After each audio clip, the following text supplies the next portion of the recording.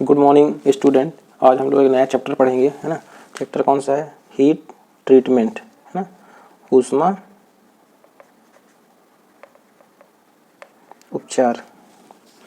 तो इसमें हम जो मेटल हैं हमारे पास, है ना, मुख्यतः हम यहाँ स्टील की बात करेंगे, तो उसको हीट ट्रीटमेंट देखते हैं। हीट ट्रीटमेंट मतलब ऊष्मा उपचार, है ना। तो यहाँ पे हम वैसे तो हीट ट्रीटमेंट फेरस और नॉन फेरस दोनों मेटल के लिए करते हैं ना। जो फेरस और नॉन फेरस मेटल होते हैं उन दोनों के लिए हीट ट्रीटमेंट प्रोसेस की जाती है ना। हीट फेरस मतलब जिसमें क्या होता है, आयरन होता है ना, वो क्या कहलाते हैं? Ferrous material. और जिसमें आयरन नहीं होता है ना, वो क्या कहलाते हैं? Non ferrous. इसके अलावा जो धातु जैसे कॉपर वगैरह हैं वो होती हैं इसमें। तो फेरस मेटल की हम यहाँ बात करेंगे तो फेरस मेटल में मेनली हम किसकी चर्चा करेंगे? स्टील की, है ना। स्टील की हीट ट्रीटमेंट प्रोसेस की चर्चा यहाँ पे लोग करेंगे। तो स्टील क्या होता है? स्टील में क्या कंपोनेंट होते हैं? Iron plus carbon. आयरन और कार्बन से मिलकर स्टील बना होता है ना। अब इसमें कार्बन के परसेंटेज अलग अलग होने से इनकी हार्डनेस अलग अलग होती है ना। इनके कंपोजिशन पर ये चीज़ें डिपेंड करती हैं। जैसे आयरन, इसमें आयरन और कार्बन मिला हुआ है, इन दो कंपोजिशन क्या बनता है? स्टील बनता है। अब जैसे इसी में आयरन प्लस कार्बन में ही हम और क्या निकिल मिला दें, क्रोमियम मिला दें, तो ये क्या बन जाता है? स्टेनलेस स्टील हो जाता है ना। तो इनके कंपोजिशन के कारण की प्रॉपर्टी अलग हो जाती है ना। तो स्टील की जो प्रॉपर्टी है वो किन चीज़ों पर डिपेंड कर रही है? Properties of steel depends on, एक तो कंपोजिशन पर, दूसरा किस पे डिपेंड करती है? स्ट्रक्चर पर, है ना। उसका कंपोजिशन कैसा है और उसका स्ट्रक्चर कैसा है, इन दो चीज़ों पर स्टील की जो प्रॉपर्टी है ये डिपेंड करती है ना। तो कंपोजिशन तो आप समझ गए कि जैसे कंपोजिशन है, इसमें आयरन और कार्बन मिला हुआ है ना, और धातुएं मिला देते हैं तो उनके कंपोजिशन ये कहलाते हैं ना। इनके अलग अलग चीज़ें जो मिलाई गई हैं तो उनके मिलाने से उसकी प्रॉपर्टी धातु की क्या होती है? बदल जाती है। अब स्ट्रक्चर भी अलग अलग तरह के होते हैं, है ना। जैसे ये देखिए, अब ये दो चीज़ें हैं। अब इसका स्ट्रक्चर कैसा है ना, ऐसा बहुत बारीक है, ये बहुत चिकनी सतह है, तो इसका स्ट्रक्चर कैसा कहेगा? इसका ग्रेन साइज जो है जो बहुत फाइन है ना। अगर इस तरह से स्ट्रक्चर आप मॉलिक्यूलर लेवल पर देखेंगे तो इसका स्ट्रक्चर इस तरह से है ना। तो इसके जो ग्रेन साइज है वो बड़े हैं ना, तो ये क्या होगा? सॉफ्ट होगा, है ना। जैसे यहाँ पे ये रोटी से कंपोजिशन की बात करें आप, तो इसमें स्टील में कंपोजिशन क्या है? मेन रूप से आयरन है। अगर इसे रोटी है और ये ब्रेड है तो रोटी और ब्रेड दोनों में कंपोजिशन क्या है? मेन रूप से गेहूं का आटा, है ना। लेकिन दो अलग अलग चीज़ें मिली हैं, कंपोजिशन तो एक ही है। मुख्यतः मुख्य वाला जो मेन आयरन है जिससे, लेकिन और चीज़ें अलग अलग मिलाई गई हैं। तो मेन इसमें क्या है? गेहूं का आटा है, लेकिन और कंपोजिशन अलग अलग मिला के इन दोनों में इनकी प्रॉपर्टी क्या है? अलग है ना। जो ये रोटी है और जो ब्रेड है, इनके मेन इसका मेन क्या है? इसका मुख्य जो पदार्थ है उसका, जैसे यहाँ स्टील का मुख्य पदार्थ क्या? लोहे से बना है। तो यहाँ क्या है? ये गेहूं से बना है, लेकिन इनमें और चीज़ें अलग अलग मिलाई गई हैं। तो इनको कंपोजिशन अलग होने से इनमें क्या है? इनकी प्रॉपर्टी, ये दोनों चीज़ें अलग अलग हो गई, है ना। अब स्ट्रक्चर के तौर पे भी देखेंगे तो आप इसका जो रोटी है जैसे बहुत चिकनी रहती है, इसकी जो ग्रेन साइज है बहुत फाइन रहती है ना। और जो ये रहता है अपना ब्रेड, इसका जो देखेंगे तो आप इसका जो बड़े बड़े दाने दिखते हैं इसमें खोल टाइप के, है ना, तो ये क्या रहता है? ये बहुत सॉफ्ट रहता है ना।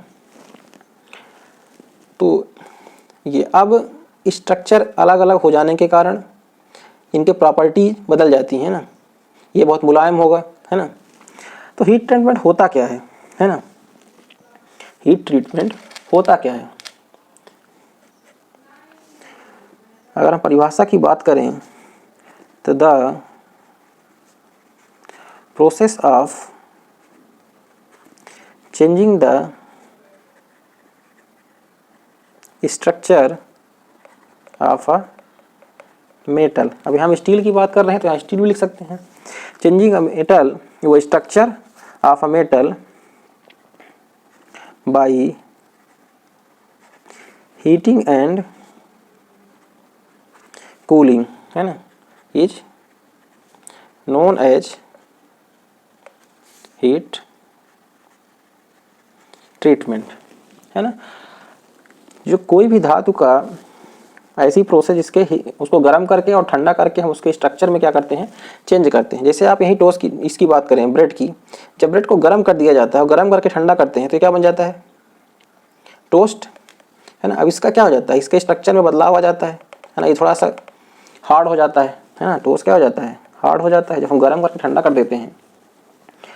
तो यहाँ गर्म करने से क्या हो गया, इसकी प्रॉपर्टी में चेंजेज आ गया, है ना, स्ट्रक्चर में बदलाव आ गया, इसकी प्रॉपर्टी बदल गई, है ना। जबकि इनके सबके जो मुख्य पदार्थ हैं वो एक ही है ना। यहाँ कंपोजिशन का अंदर है, स्ट्रक्चर का हीट करके हम ठंडा कर दे रहे हैं, तो क्या इसकी प्रॉपर्टी बदल जा रही है ना। टोस्ट की प्रॉपर्टी अलग है, ब्रेड की प्रॉपर्टी अलग है ना। तो इसमें स्टेप कैसे क्या होते हैं, जो हीट ट्रीटमेंट करते हैं उसमें कैसे कैसे स्टेप हम अपनाते हैं। पहला क्या करेंगे उसको, पहला हीटिंग, है ना। दूसरा क्या कहलाता है, सोकिंग। तीसरा कूलिंग, या इसी को हम क्या कहते हैं, क्वेंचिंग, है ना, QUNCHING। हीटिंग में क्या करते हैं, हम टेम्परेचर को क्या करते हैं, बढ़ाते जाते हैं। सोकिंग क्या कहलाता है, टेम्परेचर हमने बढ़ाया, बढ़ाते गए जहाँ तक हमको ज़रूरत है उस लेवल तक हम टेम्परेचर ले गए। उसके बाद कुछ समय तक के लिए हम टेम्परेचर को होल्ड करते हैं, उसी टेम्परेचर पर उसको रखते हैं। तो यहाँ पे टेम्परेचर क्या रहता है, कांस्टेंट रहता है कुछ मिनटों के लिए। उसके बाद फिर हम कूलिंग करते हैं। तो कूलिंग करेंगे तो टेम्परेचर धीरे धीरे क्या होगा, डाउन होगा। ये तीन प्रोसेस को हम अपना के हीट ट्रीटमेंट प्रोसेस करते हैं। पहला हीटिंग, फिर उसको कुछ समय के लिए उसी टेम्परेचर पर रखते हैं, हाई टेम्परेचर पर, फिर उसको हम कूलिंग करते हैं अलग अलग तरीके से, है ना। तो देखते हैं कुछ और चीज़ों को समझते हैं इसमें। ये ग्राफ है, इसको समझने की हम कोशिश करते हैं ना। यहाँ कार्बन है एक्स एक्सिस पे, और यहाँ क्या टेम्परेचर डिग्री सेल्सियस पे इंक्रीज हो रहा है। ये स्टील की बात है ना, स्टील के लिए है। तो स्टील के यहाँ देख रहे हैं आप, कार्बन के परसेंटेज अलग अलग हैं और यहाँ टेम्परेचर अलग अलग है। तो जब जीरो से 0.884 तक, है ना, ये टेम्परेचर, ये कार्बन का परसेंटेज है ना, आपको ध्यान रखना पड़ेगा, है ना। तो यहाँ तक जो कार्बन का परसेंटेज है 0.84 तक, इसके पहले का जो हमारा स्टील है उसका स्ट्रक्चर अलग रहता है। इधर का स्ट्रक्चर, ये जो नाम लिखे हुए हैं फेराइट, पियरलाइट, सीमेंटाइट और पियरलाइट, ये स्टील के अलग अलग स्ट्रक्चर के कारण अलग अलग नाम है और कुछ नहीं, है ना। तो इधर क्या है, फेराइट प्लस पियरलाइट है जब कार्बन के परसेंटेज 0.84 से कम है। जब 0.84 से कार्बन का परसेंटेज अधिक हो जाता है तो वो क्या कहलाता है, सीमेंटाइट प्लस पियरलाइट। इधर क्या है, फेराइट प्लस पियरलाइट। अब हम टेम्परेचर को इंक्रीज करेंगे, है ना। तो जब ये जो टेम्परेचर है 723, इसके नीचे तक क्या है उसका स्ट्रक्चर, जिसका नाम क्या है, फेराइट प्लस पियरलाइट। ये टेम्परेचर दिखा रहा है, इधर परसेंटेज दिखा रहा है कार्बन का। तो इतने 0.84 तक ये नाम है ना। 0.84 से ज़्यादा है तो सीमेंटाइट प्लस पियरलाइट। हम टेम्परेचर जब बढ़ाते जाएंगे तो ये जो 723 टेम्परेचर है, यहाँ के बाद इसमें क्या होगा, बदलाव शुरू हो जाएगा। इस स्ट्रक्चर में इसके कारण क्या हो जाएगा, चेंज हो जाएगा, है ना। तो यहाँ पे इसके बाद क्या कहलाता, ये बदल किससे बदल जाता है, जो अपना पियरलाइट है वो बदल जाता है ऑस्टेनाइट में। और फेराइट क्या रहता है, फेराइट में ही रहता है, तो उसको ये लिख देते हैं फेराइट, है ना। ये जो सीमेंटाइट, ये वाला जो पियरलाइट है वो किस में बदल जाएगा, ऑस्टेनाइट पे, और सीमेंटाइट रहेगा, है ना। तो इस टेम्परेचर पर आप देख रहे हैं कि जो पियरलाइट है वो किस में बदल रहा है, ऑस्टेनाइट पे। तो ये जो टेम्परेचर है 723 डिग्री सेंटीग्रेड, क्या कहलाता है, लोअर क्रिटिकल टेम्परेचर। शॉर्ट में क्या बोलते हैं, LCT, लोअर क्रिटिकल टेम्परेचर।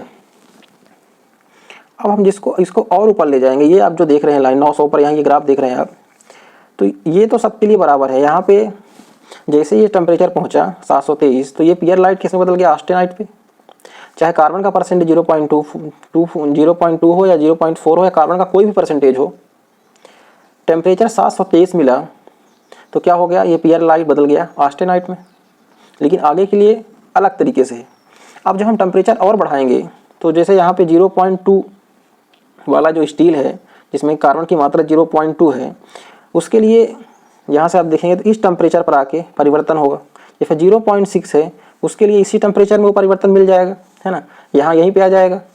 तो कार्बन के परसेंटेज के अलग अलग होने के कारण यहाँ जो बदलाव हो रहा है वो अलग अलग टेम्परेचर पर हो। यहाँ सबके लिए सेम टेम्परेचर था, लेकिन यहाँ टेम्परेचर अलग अलग है उनके लिए। तो यहाँ ये पूर्णतः किस में बदल जाता है, फिर ये फेराइट भी किस में बदल जाता है, ऑस्टेनाइट में। ये पूरा बदल जाता है, ये दोनों बदल के क्या हो जाते हैं, ऑस्टेनाइट हो जाते हैं। लेकिन इनके लिए टेम्परेचर फिर अलग अलग है ना। तो ये टेम्परेचर क्या कहलाता है, अपर क्रिटिकल टेम्परेचर, है ना, UCT। तो ये अपर क्रिटिकल टेम्परेचर हो गया। अलग अलग कार्बन के परसेंटेज के लिए अपर क्रिटिकल टेम्परेचर अलग अलग हो गया, है ना। लेकिन जो लोअर क्रिटिकल टेम्परेचर है वो सबके लिए सेम है। तो पेयरलाइट में बदला, ऑस्टेनाइट में, और यहाँ ये जब अपर क्रिटिकल टेम्परेचर हो गया तो जो फेराइट है और सीमेंटाइट है ये भी बदल गया ऑस्टेनाइट में। तो हम फाइनली क्या कर रहे हैं, हमें हार्डनिंग करने के लिए कम से कम टेम्परेचर को अपर क्रिटिकल टेम्परेचर तक ले जाना पड़ता है। उससे थोड़ा बहुत हम लोग ऊपर ही रखते हैं, है ना। जब हम लोग किसी भी स्टील को जब हम हार्डनिंग करते हैं तो उसको हम क्या करते हैं, अपर क्रिटिकल टेम्परेचर से 30 से 50 डिग्री टेम्परेचर तक ऊपर ही तक ले जाते हैं ना, यहाँ तक जैसे ले जाने के बाद ही उसको हम फिर कुछ देर वहाँ होल्ड करके फिर उसको ठंडा करते हैं, है ना। तो हम क्या कहते हैं, उसको हम बदलते हैं किस में है, ऑस्टेनाइट में। तो ये चीज़ आपको समझ में आई है ना। और यहाँ पे जब आप देखेंगे इस पॉइंट पे, तो इसकी जब कार्बन का परसेंटेज 0.84 है, तो यहाँ पे इसके लिए जो लोअर क्रिटिकल टेम्परेचर है और अपर क्रिटिकल टेम्परेचर है वो दोनों क्या है, सेम है। बाकी के लिए अलग अलग हैं, कम ज़्यादा हो सकते हैं लेकिन हैं अलग अलग। लेकिन 0.84% जिसमें कार्बन मिला हुआ है उसके लिए लोअर क्रिटिकल टेम्परेचर और अपर क्रिटिकल टेम्परेचर की वैल्यू क्या है, एक ही है ना। तो ऐसे स्टील को क्या कहते हैं, है ना। हम हार्डनिंग बदल किस में रहे हैं, जो भी हमारा ये स्ट्रक्चर है इसको हम बदल रहे हैं किस में, ऑस्टेनाइट में। उसके बाद हम कूलिंग करते हैं, है ना। तो ये जो 0.84% कार्बन स्टील है इसमें क्या हो रहा है, आप देख रहे हैं इसमें लोअर क्रिटिकल टेम्परेचर है वो अपर क्रिटिकल टेम्परेचर के बराबर है, जो कितना होता है 723 डिग्री सेंटीग्रेड। इस कार्बन को क्या नाम दिया गया है,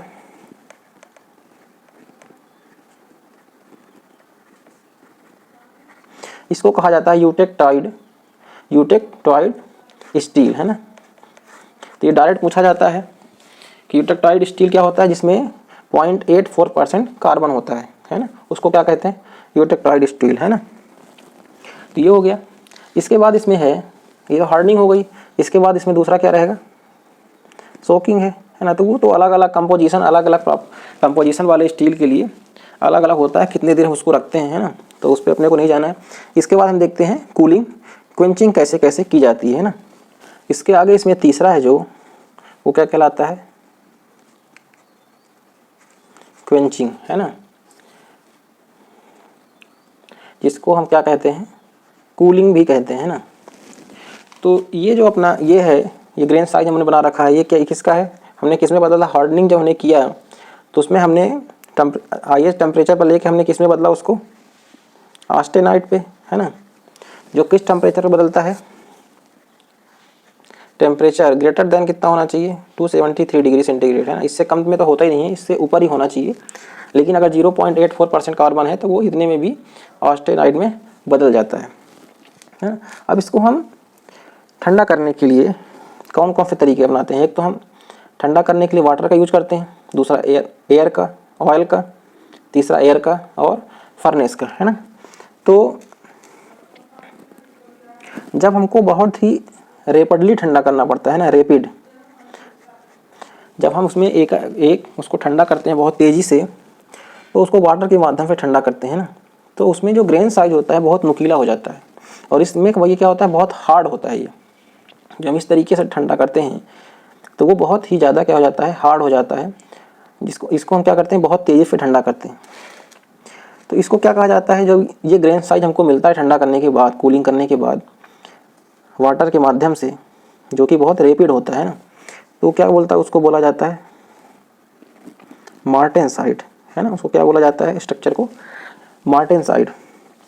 ये जो 3 तरीके से और किया जाता है, ऑयल, एयर, फर्नेस, इसमें आप देख रहे हैं ग्रेन साइज क्या है, इसमें बहुत ज़्यादा फाइन है, इसमें थोड़ा उससे कम फाइन है, और इसमें थोड़ा सा और कम।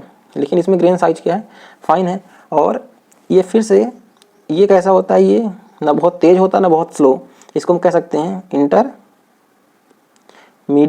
है ना।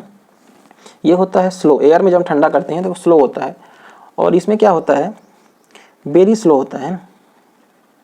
ठंडा करने की जो दर होती है बहुत धीमी होती है, इसमें हम सैंड वगैरह डाल देते हैं या ड्राई एस वगैरह उसके ऊपर रख देते हैं, इससे बहुत धीरे धीरे ठंडा होता है इसमें। तो ये जो स्ट्रक्चर मिलते हैं हमको ये तीनों, उसको वो फिर से किस में आ जाता है, पियर लाइट में, है ना। फाइन साइज ये भी होता है, लेकिन इनकी प्रॉपर्टी में बहुत अंतर है। ये बहुत रैपिड ठंडा कूलिंग किया जाता है वाटर के माध्यम से, ये इंटरमीडिएट, ये स्लो, वेरी स्लो, है ना। तो ये पियर लाइट मिलता है और ये मार्टेनसाइट, इनके लेकिन इनकी प्रॉपर्टी में बहुत अंतर होता है।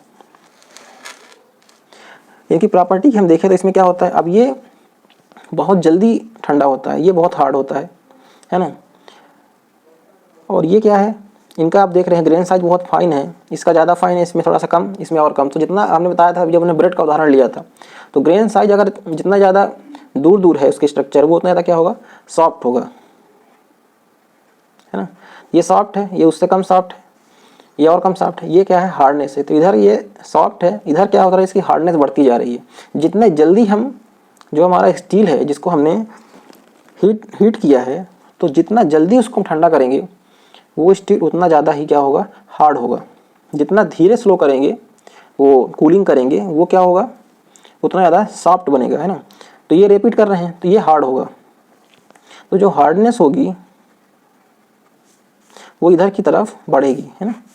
ये सॉफ्ट होगा, ये हार्डनेस इसकी बढ़ती जाएगी। हार्डनेस सबसे ज़्यादा किसकी होगी, इसमें होगी। जितना जल्दी हम ठंडा करेंगे वो हार्डनेस हीटिंग के बाद वो स्टील उतना ज़्यादा ही क्या हो जाएगा, हार्ड हो जाएगा, है ना। तो इसमें क्या होगा, इसके भी ग्रेन साइज बहुत फाइन होते हैं, लेकिन ये हार्ड होता है ना, नुकीले जैसे। तो इसके जो ग्रेन साइज हों कैसे होंगे, वेरी फाइन ग्रेन स्ट्रक्चर होगा। दूसरा ये जो बनेगा इससे वो मैग्नेटिक नेचर का होगा, है ना।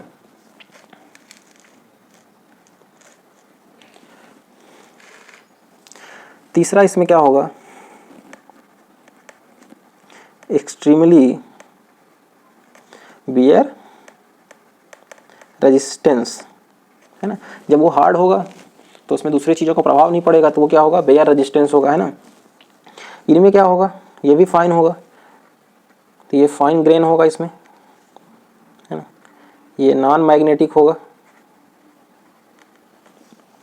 और ये सॉफ्ट होंगे, इसलिए क्या होगा, इसमें मशीनिंग करना आसान होगा, है ना, इजीली मशीनेबल, है ना। तो ये अलग अलग प्रॉपर्टी के मिलेंगे, है ना। ये सॉफ्ट होगा तो इसमें मशीनिंग करना आसान होगा, है ना।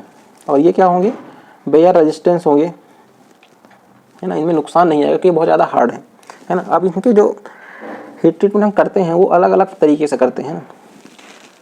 तो हमें किस चीज़ स्ट्रक्चर की हमें क्या गुणधर्म चाहिए उस स्टील में, उस हिसाब से गुणधर्म के हिसाब से हम अलग अलग तरीके की क्या करते हैं, हीट ट्रीटमेंट प्रोसेस को अपनाते हैं, है ना। तो देखते हैं कौन कौन सी हीट ट्रीटमेंट प्रोसेस होती हैं। और यहाँ पे एक चीज़ बता दें, यहाँ पे जैसे हम वाटर की बात कर रहे हैं तो यहाँ पे एक ब्राइन सोल्यूशन का भी उपयोग किया जाता है जिसमें, है ना, जिसमें क्या मिला रहता है, NaCl प्लस वाटर, इसका भी इस्तेमाल कभी कभी इसमें यूज किया जाता है। और जो वाटर और ऑयल है, अगर कभी पूछा जाए कि सबसे ज़्यादा जो कूलिंग के लिए कॉमनली यूज किया जाता है वो तरीका वो कौन सा होता है, वो वाटर और ऑयल को सबसे अधिक कॉमनली यूज किया जाता है कूलिंग के लिए, है ना। अब देखते हैं इसमें कौन कौन से टाइप होते हैं। तो ये जो हीट ट्रीटमेंट हम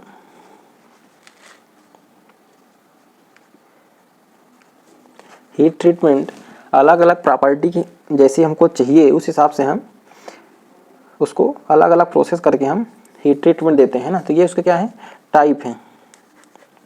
पहला हार्डनिंग, दूसरा टेम्परिंग, तीसरा इनेलिंग, चौथा नॉर्मलाइजिंग और पांचवा सरफेस हार्डनेस। तो ये हार्डनिंग और जो टेम्परिंग है, एनेलिंग और नॉर्मलाइजिंग, तो ये एनेलिंग और नॉर्मलाइजिंग जो हैं ये कैसी कंडीशन को प्रोड्यूस करते हैं, प्रोड्यूस इक्विलिब्रियम कंडीशंस, है ना। एनेलिंग और नॉर्मलाइज, ये डायरेक्ट सवाल पूछा जाता है कि इक्विलिब्रियम कंडीशन को कौन प्रोड्यूस करता है ना, हीट ट्रीटमेंट प्रोसेस, तो उसमें एनीलिंग और कौन सा आता है, नॉर्मलाइजिंग। और ये हार्डनिंग और जो टेम्परिंग है ये क्या रहेंगे, नॉन इक्विलिब्रियम कंडीशन प्रोड्यूस करते हैं ना। ये आप कैसे कह सकते हैं कि इक्विलिब्रियम कंडीशन प्रोड्यूस नहीं करते ये। और एनीलिंग और नॉर्मलाइजिंग क्या होता है, इक्विलिब्रियम कंडीशन को प्रोड्यूस करते हैं। हार्डनिंग और tempering non equilibrium condition produce करते हैं। ये डायरेक्ट पूछा जाता है ना। अब इनको हम एक एक करके देखते हैं, है ना। इसके टाइप की चर्चा हम कर लेते हैं अभी। इसमें जो सरफेस हार्डनिंग है इसमें अलग 4 तरह के और टाइप होते हैं इसके। पहला इसमें क्या है, केस हार्डनिंग। दूसरा इसमें क्या होता है, नाइट्राइडिंग प्रोसेस। तीसरा इसमें होता है फ्लेम हार्डनिंग। चौथा इसमें होता है इंडक्शन हार्डनिंग, है ना। अब इनकी एक एक करके हम चर्चा करते हैं ना। तो पहला हम देखते हैं हार्डनिंग। तो हार्डनिंग में क्या होता है, नाम से ही स्पष्ट है ना। इसमें क्या होता है, स्टील को क्या बनाया जाता है, हार्ड बनाया जाता है ना। एक शब्द आप याद रखें कि हार्डनिंग में क्या होता है, इसको हार्ड बनाया जाता है ना। इसमें हम देख लेते हैं कौन सा क्वेंचिंग मीडियम यूज किया जाता है। तो जो हाई स्पीड स्टील होता है उसके लिए क्या होता है, एयर ब्लास्ट या ऑयल क्वेंचिंग मीडियम का उपयोग किया जाता है ना। और जो कार्बन स्टील होता है उसके लिए वाटर का उपयोग किया जाता है। लेकिन जो शब्द यूज किया जाता है पर्टिकुलर, बाथ ऑफ वाटर, ये शब्द आपको याद रखना है। डायरेक्ट पूछता है कि जो कार्बन स्टील को हार्डनिंग करने में हम कौन सा क्वेंचिंग मीडियम यूज करते हैं, तो bath of water. High speed steel में हम क्वेंचिंग करने के लिए हार्डनिंग में हम कौन सा क्वेंचिंग मीडियम यूज करते हैं, एयर ब्लास्ट या ऑयल, है ना। अब इसमें हम किस मेथड का उपयोग करते हैं, जो हीट ट्रीटमेंट मेथड होती है तो वो क्या होती है, टेम्परेचर कंट्रोल फर्नेस में, है ना। टेम्परेचर कंट्रोल फर्नेस, है ना। इसके माध्यम टेम्परेचर कंट्रोल्ड फर्नेस के माध्यम से हम हीट करते हैं उसको, है ना, हार्डनिंग करने के लिए। तो इसमें हम अपर क्रिटिकल जो टेम्परेचर हमने बताया है ना, अलग अलग कंपोजिशन, कार्बन कंपोजिशन के लिए अपर क्रिटिकल टेम्परेचर अलग अलग होता है। तो हम उसको, ये तो हमने बताया कि अब ऑस्टेनाइड में बदलना है हमको, तो अपर क्रिटिकल टेम्परेचर से हमको ऊपर ही ले जाना पड़ता है ना, कम से कम 30 से 50 डिग्री सेंटीग्रेड तक उसको हम ऊपर ही ले जाते हैं, किससे, अपर क्रिटिकल टेम्परेचर से उसको हार्डनिंग करने के लिए, है ना। उसके बाद हम उसको कूल करते हैं। तो इसका यूज क्या हो जाता है, जो इससे हमारा बनेगा हार्डनिंग करने के बाद, तो हम हार्डनिंग क्यों करते हैं, क्या प्रॉपर्टी हम चाहते हैं हार्डनिंग करने, है ना, इसका यूज क्या है। तो इसमें क्या हो जाता है, जो कटिंग एबिलिटी है, क्योंकि वो मटेरियल हार्ड हो जाएगा तो उसकी क्या होगी, कटिंग एबिलिटी क्या होगी, इंक्रीज होगी। दूसरा क्या होगा, वो वेयर रेजिस्टेंस होगा, है ना, उसमें दूसरे चीज़ों से क्या होगा, नुकसान नहीं होगा, है ना। तो ये हार्डनिंग करने का पर्पज हो गया कि उसमें हमें मटेरियल में कटिंग एबिलिटी बढ़ाना है, वेयर रेजिस्टेंस, है ना, उसमें कुछ नुकसान नहीं होगा। और तो कैसे करते हैं, ये उसको टेम्परेचर कंट्रोल फर्नेस के माध्यम से हम गर्म करते हैं और उसको हम कहाँ तक ले जाते हैं, जो भी कंपोजिशन उसके जो अपर क्रिटिकल टेम्परेचर है उससे थोड़ा सा ऊपर ही ले जाते हैं उसको। फिर उसको हम अलग अलग माध्यम से, जो ये मीडियम दिए हैं, इससे क्या करते हैं, उसको क्वेंचिंग करते हैं, है ना। अब हार्डनिंग करने से क्या होता है, मटेरियल तो हमारा हार्ड हो जाता है, लेकिन होता क्या है, उसमें हार्डनेस के साथ साथ उसमें ब्रिटलनेस आ जाती है, वो भंगुर हो जाता है। तो उसकी ब्रिटलनेस को कम करने के लिए हम क्या करते हैं, टेम्परिंग करते हैं ना। टेम्परिंग क्या करते हैं, ब्रिटलनेस, जब हम मटेरियल को हार्ड करते हैं तो क्या हो जाता है, उसमें उसके हार्ड होने के साथ साथ उसमें ब्रिटलनेस आ जाती है। उस ब्रिटलनेस को कम करने के लिए क्या करते हैं, टेम्परिंग करते हैं, है ना। तो टेम्परिंग का मुख्य काम क्या है, ब्रिटलनेस को कम करने के लिए। ये आपको पूरा याद रखना है ना। ये क्या कहलाता है, रीहीटिंग कहलाता है। रीहीटेड, है ना, क्योंकि एक बार हमने हीटिंग तो कर ली हार्डनिंग करने के लिए, लेकिन हम उसकी प्रॉपर्टी को सुधारने के लिए रीहीट कर रहे हैं। अब इसका यूज क्या है? टू रिमूव एक्सट्रीम ब्रिटलनेस, है ना, ये शब्द आपको याद रखना है, डायरेक्ट पूछा जाता है। टेम्परिंग का क्या काम है? To remove extreme brittleness. ये कैसे आती है? कॉज्ड बाई हार्डनिंग, जो हार्डनिंग के कारण आई है ना। दूसरा क्या होता है, जब ये मटेरियल को हम ब्रिटलनेस इसका जो हम हटा देंगे, है ना, ब्रिटलनेस को कम करेंगे टेम्परिंग के माध्यम से, है ना। तो इसमें मेन आपको क्या रखना है कि इसमें ब्रिटलनेस को क्या किया जाता है? कम किया जाता है टेम्परिंग के माध्यम से। ये एक वर्ड है इसके लिए कि टेम्परिंग से हम ब्रिटलनेस को कम करते हैं, भंगुरता, है ना। दूसरा क्या है, अब ये जब ब्रिटलनेस कम होगी तो इसके माध्यम से क्या होगा? टू इंड्यूज टफनेस, टफनेस को बढ़ावा मिलेगा। एंड क्या होगा?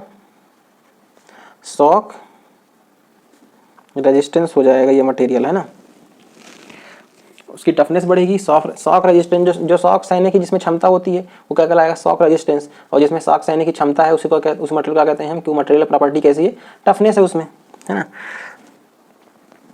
अब ये टेम्परिंग जो की जाती है किस टेम्परेचर पर की जाती है? ये हमेशा क्या है, जो लोअर क्रिटिकल टेम्परेचर होता है उससे नीचे ही रहता है। इसका जो हमारा टेम्परिंग करने का जो टेम्परेचर है किसी भी पदार्थ का, वो उसके लोअर क्रिटिकल टेम्परेचर से उसका टेम्परेचर कम ही रखते हैं, है ना।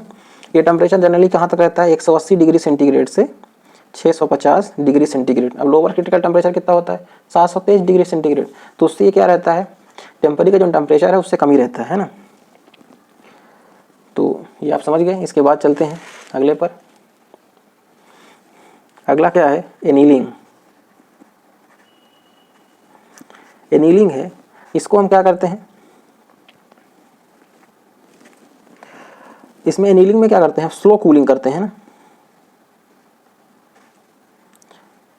धीरे धीरे इसको कूल किया जाता है, रूम टेम्परेचर पर लाया जाता है ना।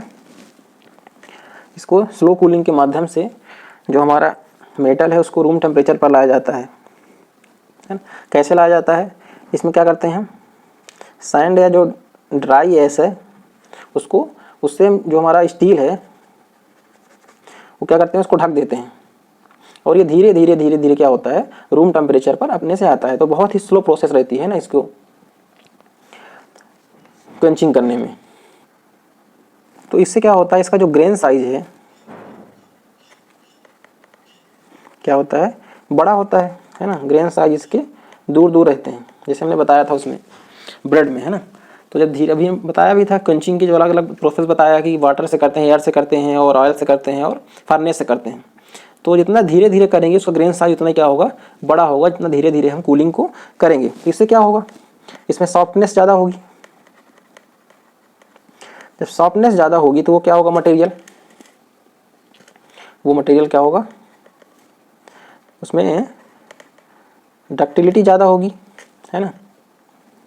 डक्टिलिटी ज़्यादा होगी, उसमें सॉफ्टनेस ज़्यादा होगी तो वो डक्टाइल होगा मटेरियल। जब वो मटेरियल डक्टाइल होगा तो उसमें क्या होगा, मशीनिंग को करना आसान होगा, है ना। जो मशीनिंग होगी, मशीनिंग को करना क्या होगा, आसान होगा।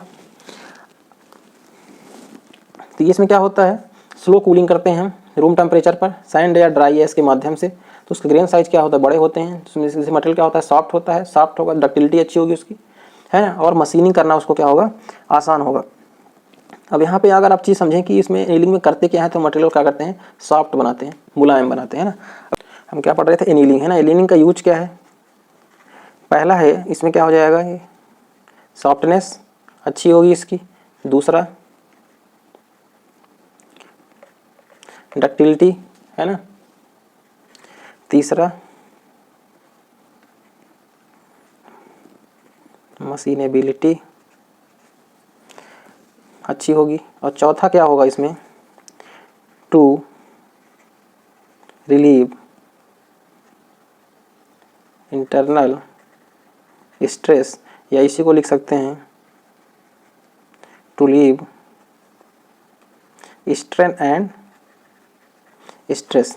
ये शब्द खासकर क्वेश्चन में यूज किया जाता है कि हम किसी भी, जब हम क्वेंचिंग करते हैं, है ना, कूलिंग करते, एनेलिंग करते हैं, तो एनेलिंग से हमें क्या यूज है उसका, एनेलिंग का, तो हम क्या करते हैं उसमें to relieve strain and stress, या पूछ सकता है किसी मटेरियल का स्ट्रेन एंड स्ट्रेस रिलीव करने के लिए कौन सी प्रोसेस अपनाते हैं, तो कौन सी प्रोसेस हो गई, एनीलिंग, है ना। तो सॉफ्ट होगा मटेरियल, डक्टाइल होगा, मशीनिंग करना आसान होगा, और to relieve strain and stress, है ना। इसके बाद अगला प्रोसेस क्या है, चौथी है नॉर्मलाइजिंग, है ना। इसमें क्या होता है, कूल्ड बाई फ्रेश एयर, है ना। इसमें जो कंचिंग करते हैं वो एयर के माध्यम से करते हैं। तो इसमें यूज क्या रहता है, to refine grain structure of the steel, है ना। जब हम उसको क्या करते हैं, एयर के माध्यम से कूल करते हैं, तो वो स्लो मैनर में क्या होता है, धीरे धीरे वो कूलिंग होती है। इससे क्या होता है, उसके जो ग्रेन साइज रहते हैं वो बहुत ही फाइन रहते हैं ना। उसका जो नॉर्मलाइजिंग में स्टील का जो स्ट्रक्चर मिलता है वो कैसे रहता है, ग्रेन स्ट्रक्चर, है ना। तो इसमें क्या होता है, मेन टू रिफाइन किया जाता है ग्रेन स्ट्रक्चर को, है ना। उसमें बहुत सारी प्रोसेस करने के दौरान क्या उसके स्ट्रक्चर में बदलाव आ जाता है ना। तो उसको हम सही करने के लिए हम क्या करते हैं, नॉर्मलाइजिंग करते हैं, जिसके जो उसके ग्रेन साइज होते हैं वो रिफाइन हो जाते हैं, दोबारा वो अपने शुद्ध पोजीशन में आ जाता है, जिससे हम दोबारा कोई और उसमें हम प्रोसेस करते हैं तो हमें जैसा हमें प्रोसेस उसमें चाहिए, जो हमें गुण चाहिए उसमें, वो गुणधर्म हमें उसमें प्राप्त हो जाते हैं ना। तो बहुत ज़्यादा यूज के बाद उसमें उसके जो स्ट्रक्चर में बदलाव आ जाता है, तो उसको हम नॉर्मल करने के लिए, उसका जो ग्रेन साइज को रिफाइन करने के लिए हम नॉर्मलाइजिंग प्रोसेस का उपयोग करते हैं ना। तो उसको हीट करते हैं, उसको ठंडा करने के लिए एयर में छोड़ देते हैं, और नॉर्मल स्लो अपने आप उसमें ठंडा होता है वो। इससे क्या होता है, उसका जो ग्रेन साइज है वो रिफाइन हो जाता है, जैसे हो जाता है ना, वो अपने ओरिजिनल पोजीशन पे आ जाता है। दूसरा क्या होता है इसमें, उससे जब ये रिफाइन हो जाएगा तो उससे होगा क्या, उसकी जो मैकेनिकल प्रॉपर्टी है वो क्या हो जाएगी, बेहतर हो जाएगी, है ना। अब इसके बाद इसमें पांचवा क्या है, पांचवा है सरफेस हार्डनिंग, है ना। तो सरफेस हार्डनिंग बेसिकली क्यों की जाती है, सरफेस हार्डनिंग बताने के पहले मैं कुछ चीज़ें आपको ग्राफ के माध्यम से और दिखा देता हूँ। जो हमने हार्डनिंग किया है ना, तो जब हमने हार्डनिंग की थी, है ना, हार्डनिंग, तो उसमें जैसे ये मान लीजिए ये ग्राफ बना है, कार्बन का परसेंटेज है 0.2, 0.4, 0.6, 0.8, है ना, 1.0। अब ये क्या है, कार्बन, यहाँ क्या दिखा रहे हैं, उसका हार्डनेस 200, 400, 600, 800। तो जब हमने मटेरियल को हार्डनिंग नहीं किया है, तो जैसे हमने बताया, जब स्टील में कार्बन का परसेंटेज बढ़ता जाता है तो मटेरियल क्या होता है, कार्बन का परसेंटेज बढ़ने से क्या होता है, मटेरियल हार्ड हो जाता है ना। लेकिन उसमें कैसा रहेगा, इस तरह से कुछ, है ना। ये क्या है, बिफोर हार्डनिंग, उसमें कितना अंतर है, केवल इतना, जैसे जैसे कार्बन के परसेंटेज बढ़ते जाएंगे तो उसमें क्या होगा, स्टील हार्ड होता जाएगा। लेकिन हार्डनिंग के बाद, उसकी प्रोसेस के बाद उसकी हार्डनिंग में कितना अंतर आएगा, आप ये देखिए, इस तरह से कुछ, उसकी हार्डनिंग का लेवल यहाँ पहुँच जाएगा, है ना। ये क्या हो जाएगा, आफ्टर हार्डनिंग जो उसका हार्डनेस है वो इस लेवल पर होगी, है ना। और दूसरा, जब हम मटेरियल को हार्ड कर देते हैं तो उसमें ब्रिटलनेस आ जाती है। ब्रिटलनेस कम करने के लिए हम क्या करते हैं, उसमें टेम्परिंग करते हैं, लो हाई। यहाँ पे हम क्या दिखाएंगे, जो टेम्परिंग टेम्परेचर है उसको हम दिखा रहे हैं डिग्री सेंटीग्रेड में, है ना। यहाँ 200, 400, 600 है ना। लोअर क्रिटिकल से तो कम ही रखेंगे, लोअर क्रिटिकल टेम्परेचर। अब जब मटेरियल को हमने हार्डनिंग नहीं किया है, वो टेम्परिंग नहीं किया है, केवल हार्डनिंग प्रोसेस अपनाई है, तो कितना हार्ड होगा आप ये देखिए ग्राफ के माध्यम से। हार्डनेस लेवल यहाँ होगी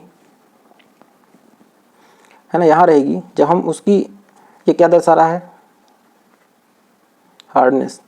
जैसे जैसे हम टेम्परिंग में हम ये बढ़ाते जाएंगे टेम्परेचर, उसकी हार्डनेस का लेवल क्या होगा, गिरता जाएगा। उसमें जो टेंसाइल स्ट्रेंथ होगी वो भी घटने लगेगी, और उसकी जो डक्टिलिटी है वो ऐसे बढ़ेगी। ये क्या बढ़ रही है, डक्टिलिटी। यही तो हम करते हैं, जो ब्रिटलनेस उसको कम करके हम टेम्परिंग के माध्यम से क्या डक्टिलिटी उसकी बढ़ाते हैं, तो डक्टिलिटी उसकी बढ़ने जाएगी। ये क्या है, उसकी टफनेस भी बढ़ रही है। तो ये चीज़ें कुछ इस तरह से बढ़ेंगी। अब इसके बाद इसमें हम समझते हैं कौन सा, पांचवा, सरफेस हार्डनिंग। तो सरफेस हार्डनिंग हम क्या करते हैं, उसके सरफेस को हम केवल सरफेस को हार्ड करते हैं ना। कुछ प्रोसेस अलग अलग इसमें टाइप हैं, तो उसमें हम अलग अलग प्रक्रियाओं के माध्यम से सरफेस को हार्ड करते हैं। उसका अंदर का जो कोर रहता है वो अभी भी सॉफ्ट रहता है, केवल उसकी सरफेस क्या होती है, हार्ड हो जाती है। तो इसमें हम क्या करते हैं, सरफेस को क्या बनाते हैं, सरफेस हार्डनिंग में सरफेस को हम क्या बनाते हैं, हार्ड बनाते हैं। उसको हम वेयर रेजिस्टेंस बनाते हैं। और जो उसका कोर है उसको हम कैसा रखते हैं, टफ रखते हैं। शॉक रेजिस्टिंग रखते हैं। अब इसमें हमें दो फायदे हैं, तो सरफेस उसका हार्ड हो गया, वेयर रेजिस्टेंस हो गया, और उसका कोर अभी भी क्या है, शॉक रेजिस्टेंस है ना। तो उससे होता क्या है, उसकी लाइफ अच्छी होती है, वो सर्विस उसकी अच्छी होती है, क्योंकि ऊपर से तो हार्ड है, उसमें कोई झटका लग रहा है तो उसको सहने की उसमें क्षमता भी होती है ना। तो इससे क्या होता है, उसकी जो मटेरियल है उसकी better service condition and longer life है ना। तो इसमें एक होता है पहला केस हार्डनिंग।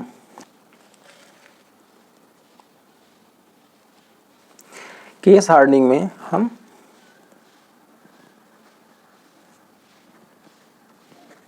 कार्ब्यूराइजिंग करते हैं। इसमें हम जो कार्बन होता है ना, तो जो 0.15% से कम जिसमें कार्बन होता है जिस स्टील में, उसमें हम क्या करते हैं कि इसे मान लीजिए स्टील है, उसमें हम जो बाहर उसमें मीडियम कर देते हैं कार्बन है ना। अब इसको हम गर्म करते हैं, तो इसमें जो होता है इसके जो ऊपरी इसका जो सरफेस है उसमें क्या हो जाता है, कार्बन की परसेंटेज बढ़ जाता है। उससे कार्बन का परसेंटेज हम बढ़ाते हैं 0.95% तक इंक्रीज करते हैं। इससे क्या होता है, हमारा जो सरफेस है स्टील का ये हार्ड हो जाता है। अब अंदर कोर जो है वो अभी भी पहले जैसा ही सॉफ्ट बना रहता है ना। तो इसमें हम कार्बन के माध्यम से इसको क्या करते हैं, जो बाहरी सरफेस है उसका जो कार्बन का परसेंटेज है उसको हम क्या करते हैं, इंक्रीज करते हैं ना। इसको यहाँ पे हीट करते हैं, जिससे क्या होता है, इसका जो बाहरी सरफेस है वो क्या हो जाता है, उसमें कार्बन का परसेंटेज क्या चला जाता है अंदर है ना, ऊपरी सतह पे। तो ये क्या हो जाता है, इसका सरफेस का जो ये कार्बन परसेंटेज बढ़ जाता है, तो वो सरफेस क्या होता है, हार्ड हो जाता है, बाकी सॉफ्ट रहता है उसका अंदर का जो कोर है ना। तो इसमें हम कार्बोराइजिंग करते हैं कार्बन के माध्यम से है ना। दूसरा इसमें होता है नाइट्राइडिंग प्रोसेस है ना। ये किसमें किया जाता है,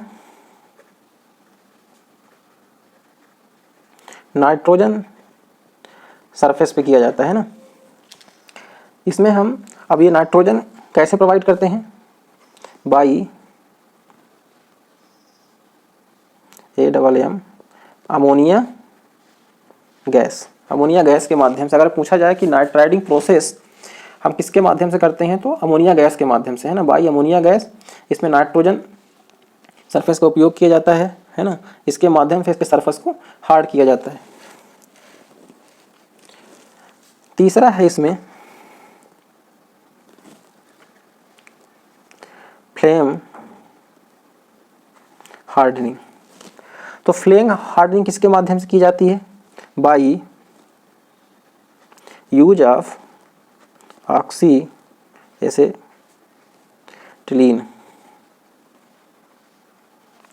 by use of oxy acetylene torch, है ना। इसमें ये बस यही पूछा जाता है कि किसके माध्यम से ये प्रोसेस की जाती है। तो जो फ्लेम हार्डनिंग है तो वो ऑक्सी एसिटिलीन माध्यम टार्च के माध्यम से की जाती है। इसमें क्या होता है कि मटेरियल को फ्लेम इसके माध्यम से गर्म किया जाता है, रिपीटली ठंडा कर दिया जाता है ना। तो इसमें जो क्वेंचिंग मीडियम होता है ना, कूलिंग का क्वेंचिंग मीडियम, वो कौन सा यूज करते हैं, वाटर स्प्रे का उपयोग किया जाता है। इसमें क्वेंचिंग मीडियम है ना, इसको कूलिंग करने के लिए, इसको इसको गर्म करके फ्लेम के माध्यम से एक ठंडा कर दिया जाता है ना। तो इसमें सरफेस हार्डनिंग के लिए हम ऑक्सी एसिटिलीन टार्च का उपयोग करते हैं। इसमें चौथा है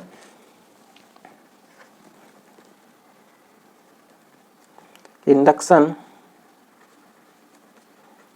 हार्डनिंग, है ना। तो इसमें हम किसका यूज करते हैं इंडक्शन हार्डनिंग में, electric induction coil heat, electric induction coil का उपयोग करते हैं सरफेस को, इसके सरफेस को हीट करने के लिए, जिससे क्या होता है सरफेस इसका हार्ड हो जाता है, अंदर का मटेरियल सॉफ्ट ही रहता है ना। इसमें ये मान लीजिए कोई मटेरियल है तो इसको जो इसका जो बाहरी ये सरफेस है, इसमें क्या होता है इलेक्ट्रिकल इंडक्शन कॉइल का उपयोग करके इसको क्या होता है सरफेस को हीट किया जाता है ना। फ्लेम हार्डनिंग क्या होता है, ऑक्सी एसिटिलीन टार्च के माध्यम से उसको हीट किया जाता है सरफेस को, और एक ठंडा कर दिया जाता है। नाइट्राइडिंग में क्या होता है अमोनिया गैस के माध्यम से उसको हम क्या करते हैं गर्म करते हैं, है ना। और केस हार्डनिंग में कार्बन का परसेंटेज बढ़ाते हैं उसके बाहरी सतह पर, है ना। तो ये चीज़ें रहीं, आई होप आपको ये चीज़ें समझ में आई होंगी, है ना। हार्डनिंग क्या होती है, इसमें हमने क्या क्या देखा, है ना, कि हार्डनिंग हम करते हैं स्टील का मुख्यतः, तो उसमें उसको हार्डनिंग की प्रोसेस है, हार्डनिंग हीट ट्रीटमेंट हार्डनिंग है, एनीलिंग है, नॉर्मलाइजिंग है, टेम्परिंग है। हार्डनिंग में हार्ड करते हैं, टेम्परिंग उसको ब्रिटलनेस कम करने के लिए, एनीलिंग सॉफ्ट बनाने के लिए, और नॉर्मलाइजिंग उसकी ग्रेन साइज को दोबारा रिफाइन करते हैं ना। और सरफेस हार्डनिंग, इसमें हार्डनिंग करते हैं तो हार्डनिंग कार्बन कंपोजिशन के माध्यम से अलग अलग उनका अपर क्रिटिकल टेम्परेचर होता है, जिसके माध्यम से उसको उस माध्यम तक ले जाके उसको फिर हम कूलिंग करते हैं, है ना। क्विंचिंग करने के अलग तरीके हैं, वाटर, ऑयल, एयर, फर्नेस। जितना धीमे धीमे हम उनको ठंडा करेंगे वो मटेरियल उतना ज़्यादा सॉफ्ट होगा, जितना जल्दी ठंडा कर देंगे वो क्या होगा उतना ज़्यादा क्या होगा हार्ड होगा, है ना। तो उससे हम अलग अलग गुणधर्म प्राप्त करते हैं अपने आवश्यकता अनुसार, है ना। तो आई होप आपको ये चीज़ें समझ में आई होंगी, है ना। तो आज के लिए इतना ही, धन्यवाद।